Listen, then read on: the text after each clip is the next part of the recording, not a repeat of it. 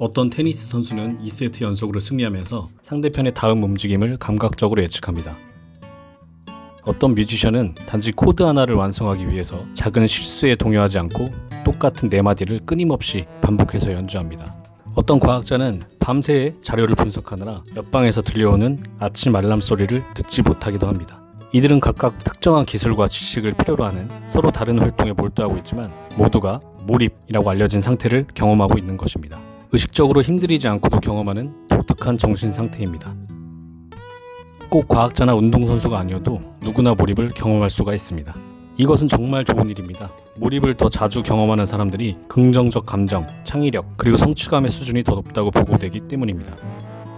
게다가 생산성 향상, 학업 성취와도 연관되는 것으로 나타났습니다.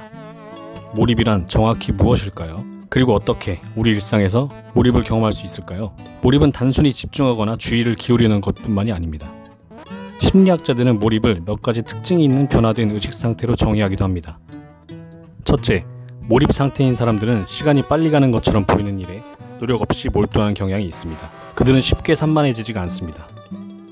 할 일을 미루는 사람들이 어떤 활동을 시작하는 게 불가능하다고 느끼는 반면 몰입 상태에 있는 사람들은 활동을 중단하기가 어렵다고 느낍니다. 몰입은 걱정이나 자기 판단과 같은 감정을 없애고 결과적으로 창의력을 길러줍니다. 몰입하는 사람들은 자신이 하고 있는 일과 한몸이 되는 경험을 하여 최고의 성과를 낼 수 있다고 알려져 있습니다. 게다가 뇌 영상 연구 결과 몰입은 신경 활동의 변화에 의해 나타나는 것으로 밝혀졌습니다. 특히 주의력, 자기 인식, 자기 의식을 관장하는 뇌 영역에 큰 변화가 나타났습니다. 수십 년간 연구되어 왔지만 여전히 많은 의문점이 남아 있습니다. 몰입하는 사람의 뇌는 명상과 같은 다른 의식 상태의 뇌와 어떤 차이가 있을까요? 스포츠 같은 신체 활동에 몰입할 때와 글쓰기와 수학 같은 정신 활동에 몰입할 때 모두 뇌에 같은 영역이 관여하는 걸까요? 과학자들은 왜 어떤 활동들이 다른 활동들보다 몰입하기가 더 쉬운지 이해하기 위한 연구를 계속하고 있습니다. 아직 확실하지는 않지만 몇 가지 이론들이 있습니다. 예를 들어 사람들이 본질적으로 더 자주 몰입하게 된다고 동기부여가 된다고 생각하는 일들을 할 때입니다. 목적, 의미 또는 즐거움이 있는 활동을 의미합니다. 가장 좋아하는 취미에 참여하거나 직장에서 만족스러운 과제를 해결하는 일, 흥미로운 주제에 대해 공부하거나 심지어 집안일을 완성하는 것까지도 말입니다. 이와 마찬가지로 자기가 원해서가 아니라 해야 하기 때문에 수행하는 작업에는 몰입하기가 더 어려울 것입니다. 다른 연구 결과에 의하면 개인의 수준과 활동의 난이도에 균형을 맞추는 것이 몰입의 비결인 것으로 밝혀졌습니다. 쉽게 말해서 과제가 너무 쉬우면 산만해지거나 지루함을 느낄 수 있고 과제가 너무 어려우면 낙담하게 되는 겁니다. 예를 들어 우리가 흔히 넋을 잃고 하게 되는 고전 게임의 하나인 테트리스는 플레이어의 실력 향상에 맞춰 블록의 낙하 속도를 증가시키면서 도전 가능한 수준을 균형 있게 유지합니다. 또 다른 연구에서는 활동에 명확한 목표가 있고 그 과정에서 여러분의 발전을 가늠할 수 있게 하는 것이 가장 중요하다고 말합니다.